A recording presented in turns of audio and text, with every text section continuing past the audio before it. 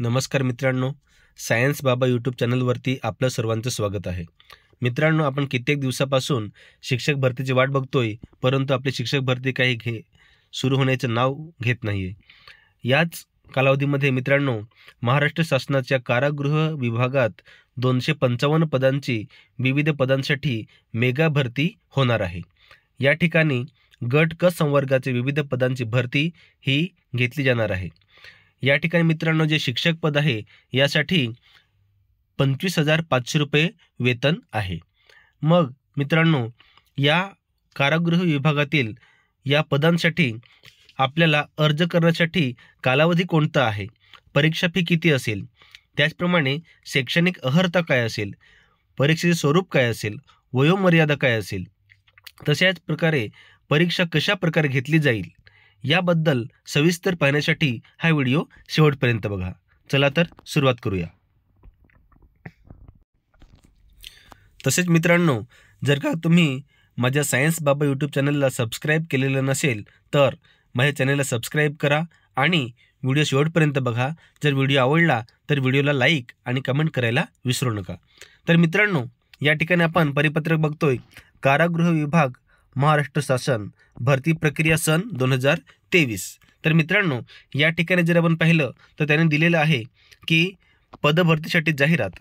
महाराष्ट्र शासनाच्या कारागृह विभागाअंतर्गत लिपिक, वरिष्ठ लिपिक, लघुलेखक, निम्न श्रेणी तसेच तांत्रिक संवर्गातील गट क संवर्गातील खालील नमूद केल्याप्रमाणे एकूण 255 पदांच्या सरळ सेवा भरतीकरिता अप्पर पोलीस महासंचालक व महानिरीक्षक कारागृह व सुधार सेवा महाराष्ट्र राज्य पुणे या कार्यालयाकडून महाराष्ट्रातील 36 जिल्ह्यांच्या केंद्रावर ऑनलाईन म्हणजेच कॉम्प्युटर बेस्ड टेस्ट घेतली जाणार आहे.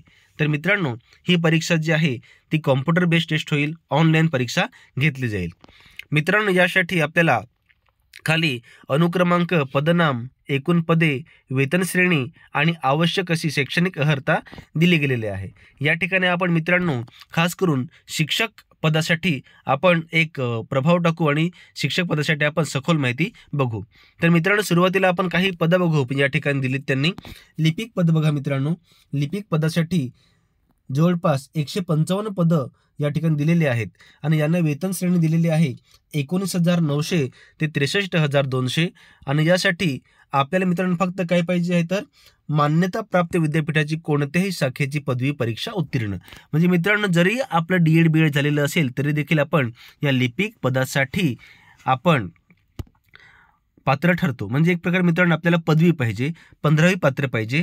आता बहुतेक उमेदवार जे आहेत, जे शिक्षक पदासाठी पात्र आहेत, बहुतेक उमेदवार जे आहेत ते त्यांची पदवी पूर्ण झालेली आहे.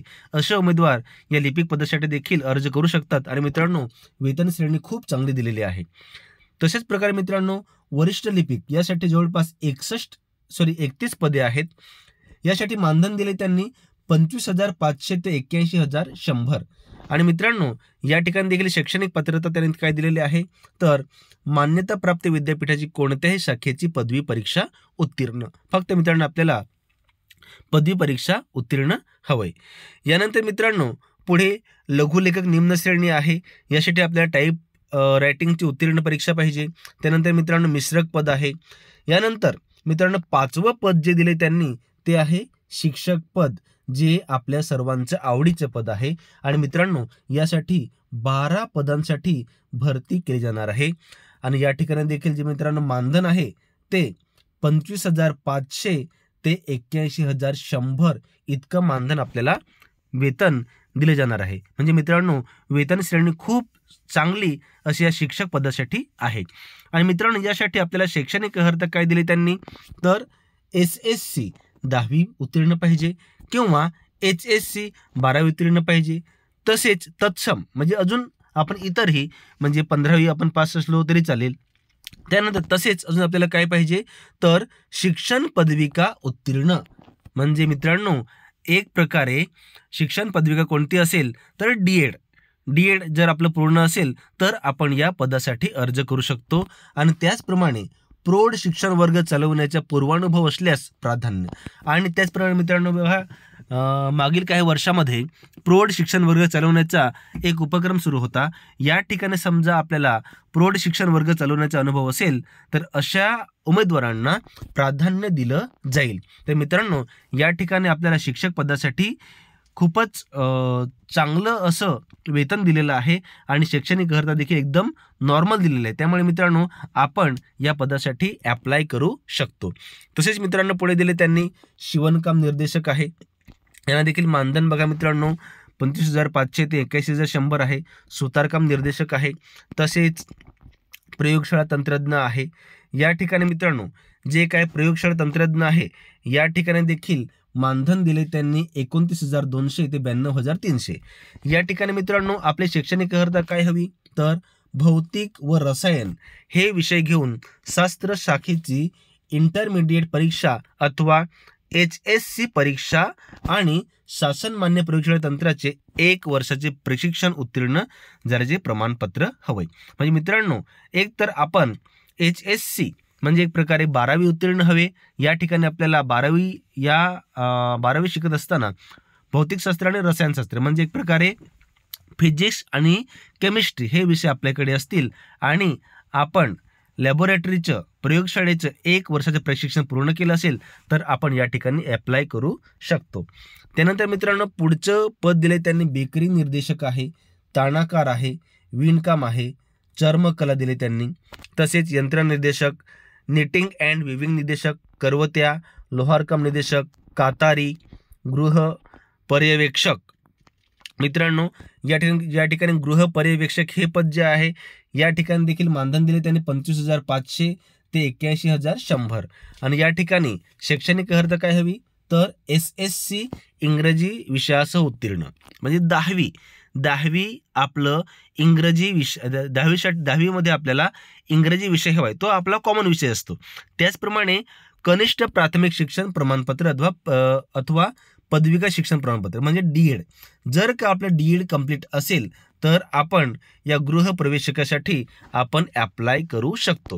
आणि या ठिकाणी पुन्हा प्रौढ शिक्षण वर्ग चालवण्याचा अनुभव असेल किंवा शिक्षक म्हणून आपला अनुभव असेल तर आपल्याला या ठिकाणी प्राधान्य दिलं जाईल. म्हणजे हे पद देखील आपल्यासाठी खूप सुंदर असं आहे. पुढे पद आहे पुन्हा पंजा व गालिचा निर्देशक, ब्रेल लिपी निर्देशक, जोडारी, प्रिपेटरी, मिलिंग पर्यवेक्षक, शारीरिक कवायत निर्देशक. या ठिकाणी मित्रांनो, तसेच शारीरिक शिक्षण निर्देशक या पदांसाठी या कारागृह विभागामध्ये एकूण 255 पदांची भरती केली जाणार आहे. या ठिकाणी नेमकी परीक्षा कधी घेतली जाईल याबाबत आपल्याला या वेबसाईटवरती आपल्याला सविस्तर माहिती दिली जाईल. तसेच आपल्याला फॉर्म भरताना देखील आपल्याला याच www.mahaprisons.government.in या साईटवरती जाऊन आपल्याला या परीक्षेसाठी अप्लाय करायचं आहे, फॉर्म भरायचा आहे. तसेच मित्रांनो, ही जी मी जाहिरात बघतोय या जाहिरातीबद्दल त्यांनी याच साईटवरती आपल्याला सविस्तर ही जाहिरात दिलेली आहे. ती जाहिरात देखील तुम्ही डाउनलोड करून वाचू शकता. ही जाहिरातीची लिंक आणि तसेच फॉर्म भरण्याची लिंक मी डिस्क्रिप्शन लिंकमध्ये तुम्हाला देणार आहे. या ठिकाणी मित्रांनो, पुढे बघूया आपण. या ठिकाणी त्यांनी आरक्षणाची माहिती दिलेली आहे. यानंतर पुढे आपल्याला बघायचं आहे ते आहे शैक्षणिक अर्हता. मित्रांनो, या ठिकाणी शैक्षणिक अर्हतेसाठी आपल्याला संगणकाचं तंत्रज्ञान विषयक परीक्षा जी आहे एक प्रकारे MSCIT ती आपली उत्तीर्ण असणे आवश्यक आहे. जर का तुम्ही ती परीक्षा उत्तीर्ण नसाल, तुम्ही MSCIT केलेलं नसेल तर नियुक्तीच्या दिनांकापासून 2 वर्षाच्या आत तुम्ही ती परीक्षा पास होणे बंधनकारक आहे. म्हणजे तुम्ही तोपर्यंत ती परीक्षा पास होऊ शकता, काही कठीण नाही. त्यानंतर मित्रांनो, पुढचं काय महत्त्वाचं आहे, मराठी भाषेचे ज्ञान आवश्यक आहे. आपल्याला मराठी भाषा येतेच, त्यामुळे आपण या कोणत्याही पदासाठी अप्लाय करू शकतो. यानंतर मित्रांनो, त्यांनी पात्रता दिलेली आहे. पात्रतेमध्ये मित्रांनो, पहिली पात्रता काय आहे तर आपलं भारतीय नागरिकत्व असायला हवं. वयोमर्यादा जी आहे ती 1/1/2024 पर्यंत मोजली जाणार आहे। या ठिकाणी आपल्याला प्रत्येक पदासाठी खुल्या प्रवर्गासाठी 18 वर्ष ते 38 वर्ष, मागासवर्गीय उमेदवारांसाठी 18 वर्ष ते 43 वर्ष, तसेच पदवीधारक अंशकालीन उमेदवारांसाठी कमाल वयोमर्यादा आहे 55 वर्ष। स्वातंत्र्य सैनिकाचं समजा पाल्य मुलगा मुलगी काय असेल त्यांच्यासाठी कमाल वयोमर्यादा आहे 45 वर्ष। खेळाडू उमेदवारांसाठी कमाल वयोमर्यादा आहे 43 वर्ष। दिव्यांग उमेदवारांसाठी कमाल वयोमर्यादा आहे 45 वर्ष। तसेच प्रकल्पग्रस्त भूकंपग्रस्त यासाठी कमाल वयोमर्यादा आहे 45 वर्ष। अशा प्रकारे त्यांनी वयोमर्यादा आपल्याला दिलेली आहे। तसेच जर का माजी सैनिक उमेदवार असेल त्यांना देखील सेम 45 वर्षाची वयोमर्यादा दिलेली आहे। आता मित्रांनो नेमकी परीक्षा कशा प्रकारे घेतली जाईल तर या ठिकाणी बघा मित्रांनो, लिपिक आणि वरिष्ठ लिपिक यासाठी मराठी, इंग्रजी, सामान्य ज्ञान, बौद्धिक चाचणी, अंकगणित अशा प्रकारे या विषयावरती परीक्षा घेतली जाणार आहे। यासाठी एकूण 100 प्रश्न असतील त्यांना आणि त्यांना 200 गुण असतील आणि वेळ असेल मित्रांनो 2 तास म्हणजे 120 मिनिटं। एका प्रश्नाला आपल्याला 1 मिनिट मिळतोय आणि त्यानंतर आपले खालची जी पदं आहेत 4 नंतरची पुढची पदं एक प्रकारे शिक्षक पद, यासाठी आपल्याला त्यांनी विषय दिलेले आहेत मराठी, इंग्रजी, सामान्य ज्ञान, बौद्धिक चाचणी, अंकगणित। यासाठी मित्रांनो आपल्याला फक्त 60 प्रश्न असतील आणि त्याला गुण असतील 120 म्हणजे एका प्रश्नासाठी 2 गुण असतील। यानंतर मित्रांनो त्यांनी आपल्याला एक नोट दिलेली आहे की लघुलेखक निम्न श्रेणी व तांत्रिक संवर्गातील उक्त नमूद क्रमांक 4 ते 25 म्हणजे शिक्षक पदासाठी 80 गुणांची व्यावसायिक चाचणी घेण्यात येईल। जो उमेदवार प्रथम परीक्षेत 45% गुण प्राप्त करतील अशा उमेदवारांना व्यावसायिक चाचणी देता येईल। म्हणजे मित्रांनो जे उमेदवार आपल्या यावरील परीक्षेमध्ये या 120 गुणांपैकी 45% गुण मिळवतील त्यांनाच ही व्यावसायिक चाचणी देता येईल। आणि मित्रांनो परीक्षेचा कालावधी पुन्हा काय दिला त्यांनी 1 तास 20 मिनिटं आणि व्यावसायिक चाचणीकरता वेळ आहे मित्रांनो 40 मिनिटं। ही मित्रांनो व्यावसायिक चाचणी नंतर घेण्यात येईल। आणि मित्रांनो परीक्षेचे स्वरूप जे आहे ते परीक्षा ऑनलाईन कॉम्प्युटर बेस घेतली जाईल। तसेच मित्रांनो या परीक्षेकरिता कोणत्याही प्रकारची मुलाखत घेतली जाणार नाही। जो उमेदवार परीक्षेमध्ये पात्र होईल तो या उमेदवाराला मेरिटमध्ये आल्यानंतर नोकरी भेटणार आहे। तसेच मित्रांनो कोणत्याही उमेदवाराला जर का नोकरी हवी आहे तर एकूण गुणांचे किमान 45% गुण प्राप्त करणे आवश्यक राहील, तरच मित्रांनो तो उमेदवार या ठिकाणी पात्र ठरेल आणि त्याला नोकरीस पात्र घेतलं जाईल।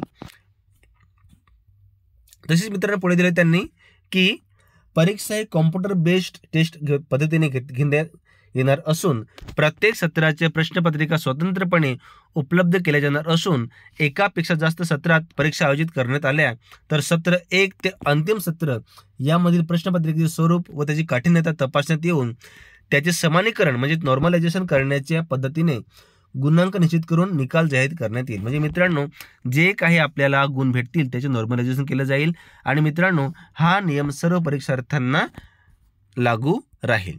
मित्रांनो या ठिकाणी त्यांनी आपल्याला परीक्षा फी दिलेली आहे। खुल्या प्रवर्गासाठी 1000 रुपये चलन असेल आणि जे काही राखीव प्रवर्ग आहे मागास प्रवर्ग आणि इतर आर्थिकदृष्ट्या दुर्बल घटक यांच्यासाठी 900 रुपये परीक्षा फी असेल। माजी सैनिक जर का हा फॉर्म भरत असतील तर त्यांच्यासाठी परीक्षा शुल्क आकारले जाणार नाही, त्यांना परीक्षा फी माफ केलेलं आहे। तसेच मित्रांनो नेमका हा अर्ज करायचा कधी फॉर्म भरायचा कधी तर त्यांनी दिनांक दिलेला आहे। अर्ज करण्याचा कालावधी आहे 1/1/2024 म्हणजे 1 जानेवारी 2024 पासून ते 21 जानेवारी 2024 पर्यंत आपण हा अर्ज भरू शकतो आणि परीक्षा फी भरण्यासाठी आपल्याला 30 तारीख म्हणजे 21 तारखेपर्यंतच आपण परीक्षा फी भरू शकतो आणि याबद्दल सविस्तर याच वेबसाईटवरती देण्यात आलेलं आहे, जी वेबसाईट मी तुम्हाला डिस्क्रिप्शन लिंकमध्ये देणार आहे।